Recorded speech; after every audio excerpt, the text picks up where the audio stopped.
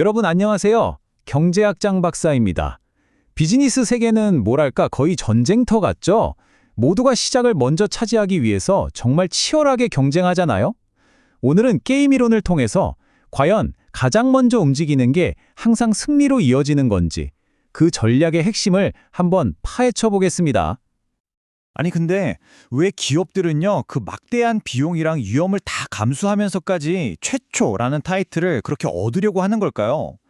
단순히 그냥 남들보다 먼저 깃발만 꽂으면 그게 정말 압도적인 이점으로 이어지는 걸까요? 아니면 그냥 너무 성급한 행동일 뿐일까요?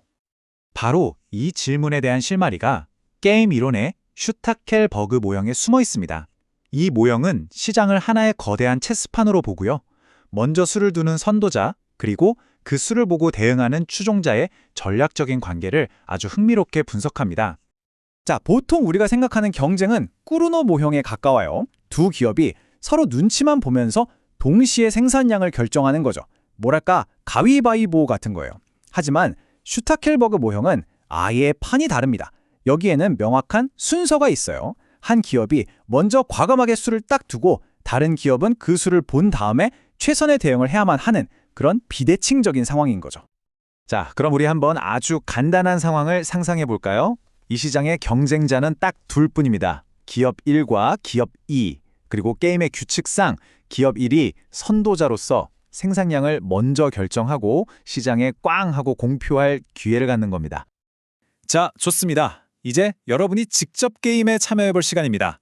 관점을 바꿔서 여러분이 만약 추종자인 기업 2의 CEO가 되었다고 한번 상상해 보세요. 경쟁사가 이미 생산량을 다 정해버렸어요. 이제 여러분의 선택에 따라 우리 회사의 운명이 갈립니다. 어떻게 해야 우리 회사의 이익을 최대로 만들 수 있을까요? 자, 선도자인 기업 1이 Q1만큼 생산한다고 딱 선언을 했습니다. 이제 공은 여러분한테 넘어온 거죠. 여러분의 목표는 이 Q1이라는 주어진 정보를 바탕으로 우리 회사의 이익을 최대로 만들어줄 최적의 생산량, 바로 Q2를 찾아내는 겁니다. 이게 바로 경제학에서 말하는 최적화 문제인데요. 너무 많이 생산하면 가격이 폭락해서 망하고 너무 적게 생산하면 남는 게 없겠죠. 딱 그 중간, 우리 회사의 이익이 최고점이 되는 그 스위트 스팟을 찾는 과정인 겁니다. 이 골치 아픈 최적화 과정을 딱 끝내고 나면 아주 멋진 공식이 하나 튀어나옵니다. 이걸 경제학에서는 반응함수라고 불러요. 이름이 좀 딱딱하죠? 근데 사실 이건 그냥 추종자를 위한 필승 공략집 같은 거예요. 상대방이 이렇게 나오면 우리는 무조건 이렇게 대응한다는 명확한 행동 규칙인 셈이죠. 자, 바로 이겁니다. 기업 2의 반응 함수. 뭐 A, C, Q1 이런 문자가 나와서 복잡해 보일 수 있는데 전혀 그럴 필요 없어요. 핵심은 딱 하나입니다. 선도자인 기업 1이 생산량 Q1을 딱 정하는 순간 추종자인 우리 회사의 최적 생산량 Q2는 그냥 이 공식에 넣으면 바로 자동으로 계산된다는 거예요. 선도자가 어떤 수를 두든 우리의 대응은 이미 정해져 있다는 뜻입니다. 자, 이제 게임의 진짜 재미가 시작됩니다. 다시 선도자의 자리로 돌아가 보죠. 상대방의 패를, 그러니까 그 필승 공략집을 내가 들고 있는 상황인 거예요. 바로 여기서 선점 효과라는 엄청난 힘이 나오는 겁니다. 선도자의 가장 강력한 무기가 뭘까요? 바로 경쟁자의 반응 함수, 즉 그 전략 공략집을 내 손에 쥐고 있다는 거죠. 상대가 어떻게 나올지 내가 100% 알고 있어요. 그럼 이게 과연 경쟁일까요? 아니죠. 이건 그냥 내가 혼자 푸는 문제에 가까워지는 겁니다. 그래서 선도자는 아주 영리한 3단계 계획을 세웁니다.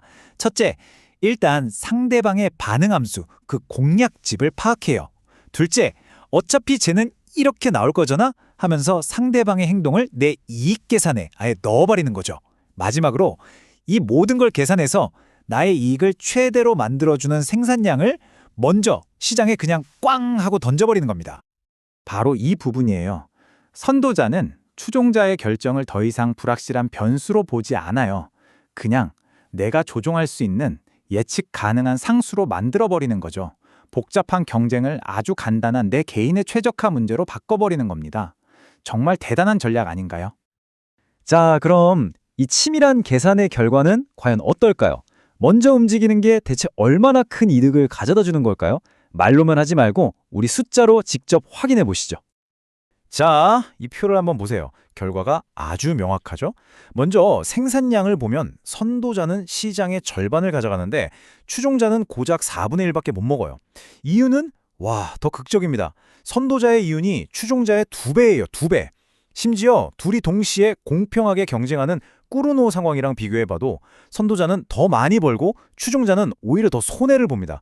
먼저 움직였다는 그 이유 하나만으로요. 네, 맞습니다. 정확히 2배.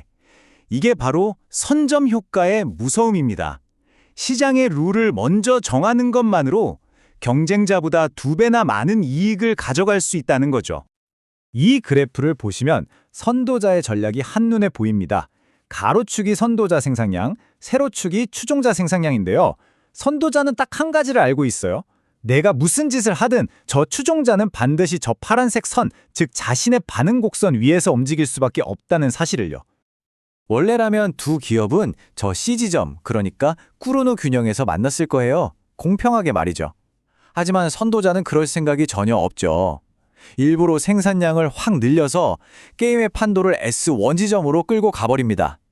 이 지점은 추종자에겐 최악의 지점 중 하나지만 선도자 자신에게는 이익이 극대화되는 최고의 지점인 겁니다. 상대방을 자기한테 유리한 지점으로 밀어 넣어버리는 거죠. 자, 그럼 오늘 살펴본 이 슈타켈버그 모형, 도대체 이 강력한 선점 효과는 어디서 나오는 걸까요? 마지막으로 핵심만 딱 짚어보겠습니다. 핵심은 딱 한 단어입니다. 바로 신뢰성 있는 약속이에요. 선도자가 나 이만큼 생산할 거야 라고 말하는 건 그냥 말로만 하는 게 아니에요. 이미 공장을 짓고 설비 투자를 끝내서 다시는 되돌릴 수 없는 빼도 박도 못하는 상황을 만들어버리는 거죠. 이건 허풍이 아니라 현실이 되는 거고 추종자는 이 냉혹한 현실에 반응할 수밖에 없는 겁니다. 그렇다면 마지막으로 이런 질문을 한번 던져보고 싶습니다. 만약 선도자의 그 약속이 별로 신뢰가 가지 않는다면 어떨까요? 예를 들어 생산량을 마음대로 쉽게 바꿀 수 있는 시장이라면요. 과연 그때도 이렇게 먼저 움직이는 게 항상 유리할까요? 이 부분에 대해서는 여러분이 한번 깊이 생각해 보시면 좋겠습니다. 지금까지 경제학장 박사였습니다. 감사합니다.